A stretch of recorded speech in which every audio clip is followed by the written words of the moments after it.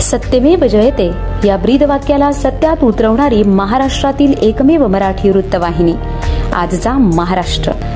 13 जून रोजी गुरुवारी दुपारी अचानक अंधार दाटून आला आणि काही वेळात धुवांधार पावसाने डोंबिवली शहर परिसराला झोडपून काढले। अचानक आलेल्या या पावसामुळे अनेकांची धांदल उडाली। या पावसामुळे फेरीवाल्यांना आपले बस्तान उठवावे लागले। सुमारे तासभर पावसाने धुवांधार बरसात केली, मात्र शहरातील गटारे व नालेसफाई व्यवस्थित न झाल्याने स्टेशन परिसरात पावसाचे पाणी साचून केडीएमसीच्या कारभाराची पोलखोल उडाली।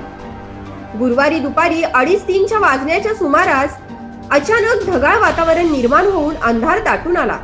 काही वेळातच धुवांधार पाऊस सुरू झाला। पावसाळा सुरू झाला असला तरी अजून मोठा पाऊस झालेला नाही।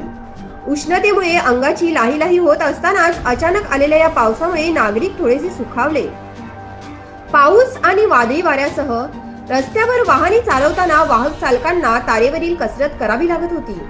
या पावसाने व्यापारी, फेरीवाले आणि खरेदीसाठी आलेल्या ग्राहकांची एकच धांदल उडाली होती, तर दुसरीकडे केडीएमसीने शहरातील गटारे व नालेसफाई व्यवस्थित केली नसल्यामुळे डोंबिवली स्टेशन परिसरात पावसाचे पाणी साचून पालिकेच्या कारभाराची पोलखोल झाली।